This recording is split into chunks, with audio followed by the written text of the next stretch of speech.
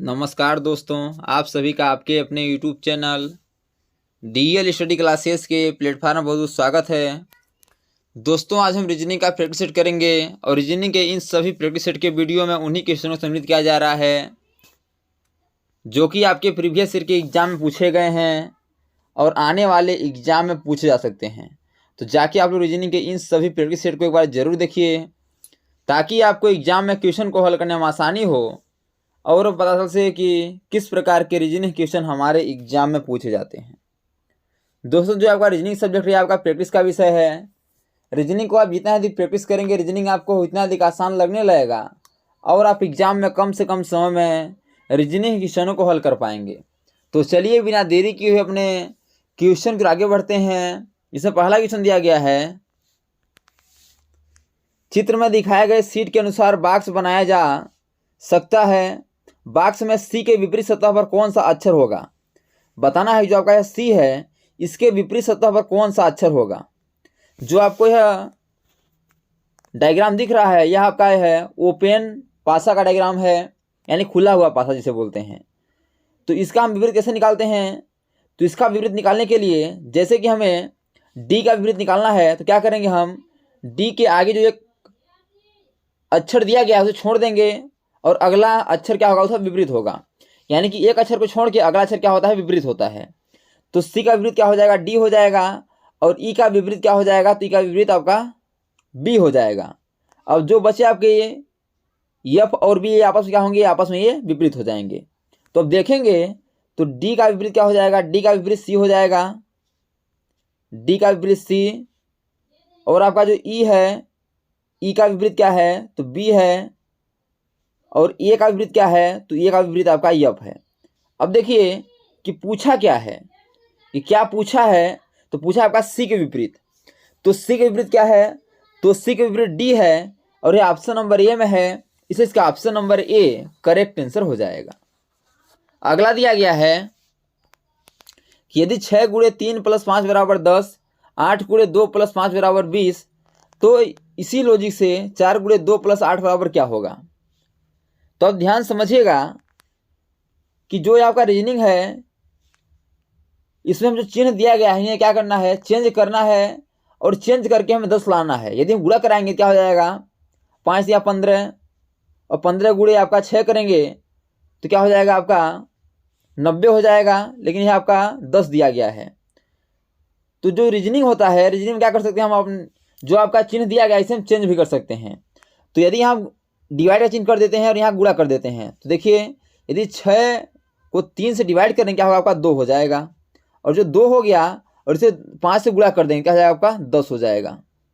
उसी प्रकार यहाँ आपका डिवाइड कर देंगे और यहाँ आपका गुणा कर देंगे। तो 8 को हम 2 से डिवाइड करेंगे क्या हो जाएगा, आपका 4 हो जाएगा। और फिर 4 को 5 से गुणा कर देंगे क्या हो जाएगा, आपका 20 हो जाएगा। तो आपको लॉजिक समझ आ गया होगा कि पहले डिवाइड करके फिर क्या करना है, गुणा कर देना है। उसी लॉजिक से जो आपका यह 4 है, 4 को 2 से डिवाइड करेंगे क्या होगा, आपका 2 हो जाएगा। और 2 को फिर 8 से गुणा करा देंगे, यानी यहाँ डिवाइड और यहाँ क्या हो जाएगा, गुणा। क्या हो जाएगा आपका 8 दूना के 16, यानी कि इस क्वेश्चन मार्क जो हमें क्या होगा, 16 हमारा करेक्ट आंसर होगा। अब देखिए 16 किस ऑप्शन में है, तो ऑप्शन नंबर ए में है, इसलिए इसका option number A correct answer हो जाएगा। तो दोस्तों, मैं आशा नहीं विश्वास करता हूँ कि ये सभी क्वेश्चन आपको अच्छे समझ आ रहे होंगे। यदि क्वेश्चन में कहीं भी डाउट है तो आप लोग कमेंट बॉक्स में बता दिया करिए ताकि अगले आने वाले वीडियो हम डाउट को भी अच्छे से क्लियर कर सकें। और दोस्तों, यदि यह वीडियो आपको अच्छा लगे तो वीडियो को लाइक और हम दोस्तों में शेयर जरूर करिए ताकि गवर्नमेंट एग्जाम की तैयारी करने वाले आपके दोस्तों को भी इस वीडियो का लाभ हो सके और एग्जाम में कम से कम समय में रीजनिंग क्वेश्चनों को हल कर पाएँ। अगला क्वेश्चन दिया गया है कि नीचे एक घन की 2 अवस्थाएं दर्शाई गई हैं, अक्षर बी के विपरीत सतह पर कौन सा अक्षर आएगा। अब देखिए जो आपका यह पासा दिख रहा है यह आपका कौन है, तो यह आपका बंद पासा है। इसे जो पहले कराया गया था वो क्या था, आपका खुला हुआ पासा था और ये क्या है, बंद पासा है। अब देखिए बंद पासा हम कैसे हल करते हैं क्वेश्चन को, तो चलिए बताते हैं कि बंद पासा में हम विपरीत कैसे निकालते हैं। तो बोला है कि बी के विपरीत क्या होगा। तो पहले जो आपका 2 पासा दिया गया है इसमें देखना है कि जो अक्षर हैं वो कॉमन कौन से अक्षर हैं। यहाँ देखिए बी है, एन है, यस है, एन है, टी है, क्यू है। ये दोनों में कॉमन मिलाएंगे, दोनों में कॉमन क्या है, तो दोनों में कॉमन आपका एन है। जब हमें कॉमन मिल जाएगा तो हमारा क्या होगा, क्वेश्चन हमारा आसान हो जाएगा। कॉमन मिल जाने के बाद क्या करना है, हमें उसे क्लॉकवाइज डायरेक्शन में घुमा देना है, यानी घड़ी की दिशा में घुमा देना है। तो यन के बाद क्या होगा, बी होगा, और बी के बाद क्या होगा, यस होगा। यानी कि यन के बाद क्या होगा, बी होगा, और बी के बाद क्या होगा, यस होगा। उसी प्रकार जो आपका यन है, तो इसे भी क्या करेंगे, क्लॉकवाइज डायरेक्शन में घुमाएंगे। तो यन के बाद क्यू होगा, यानी यहाँ यन रहेगा और यहाँ क्यू हो जाएगा, और क्यू के बाद क्या होगा, टी होगा, यहाँ टी हो जाएगा। अब जो आपका निकल गया बी क्यू यस टी के आपस में विपरीत हो गए। तो पूछा किसका है, तो बी का पूछा है, तो देखेंगे तो बी का विपरीत क्या हो जाएगा, क्यू हो जाएगा। अब देखिए क्योंकि किस ऑप्शन में है, तो ऑप्शन नंबर ए में है, इसलिए इसका option number A correct answer हो जाएगा। अगला दिया गया है कि एक 18 सेंटीमीटर के ठोस घन से यदि 3 सेंटीमीटर के छोटे छोटे घन बनाए जाएं तो कुल कितने घन बनेंगे। तो इसे ध्यान समझिएगा, बोला है कि 18 सेंटीमीटर के ठोस घन से यदि 3 सेंटीमीटर के छोटे छोटे घन बनाए जाएं, यानी कि 18 सेंटीमीटर का घन है, उसे क्या करना है कि 3 सेंटीमीटर छोटे छोटे घन में विभाजित कर देना है। तो उसे कैसे हल करेंगे, तो घन का मतलब होता है आपका क्यूब। यदि हम 18 का क्यूब कर देंगे तो क्या हो जाएगा, 18 क्यूब, और जो आपका 3 है 3 सेंटीमीटर उसका उसको बटे में कर देंगे, और 3 का क्यूब। अब इसे हल करेंगे तो 18 क्यूब होगा 18 गुणे 18 बटे क्या हो जाएगा, तो बटे हो जाएगा 3 गुणे 3 गुणे 3। अब इसे काटेंगे तो 3 छक 18, 3 छक 18 और 3 छक 18, यानी क्या हो गया 6 गुणे 6 गुणे 6, 6 छक्का 36, 36 छक्का आपका 216, इसका करेक्ट आंसर हो जाएगा। यानी कि 18 सेंटीमीटर के ठोस घन से यदि 3 सेंटीमीटर के छोटे छोटे घन बनाए जाएंगे तो कुल घन आपके 216 घन बनेंगे, और ये ऑप्शन नंबर ए में दिया गया है, इसलिए इसका option number A correct answer हो जाएगा। अगला दिया गया है कि नीचे दिए गए प्रश्न में प्रश्न चिन्ह के स्थान पर कौन सी संख्या आएगी। बताना है कि जिस प्रकार 83 का संबंध 25 से है, उसी प्रकार 29 का संबंध किससे होगा। तो यदि हम 8 गुणे 3 कर देंगे, यदि गुणा करा देते हैं आपस में, क्या हो जाएगा 8 3 24, एक जोड़ देंगे अपने से, क्या हो जाएगा आपको 25 हो जाएगा।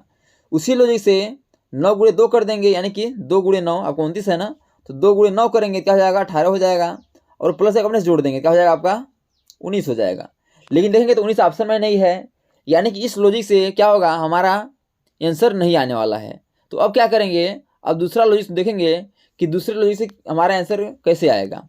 तो जो आपका यह 83 है, उसमें क्या करते हैं 8 में से 3 माइनस कर देते हैं, क्या बचेगा आपका 5।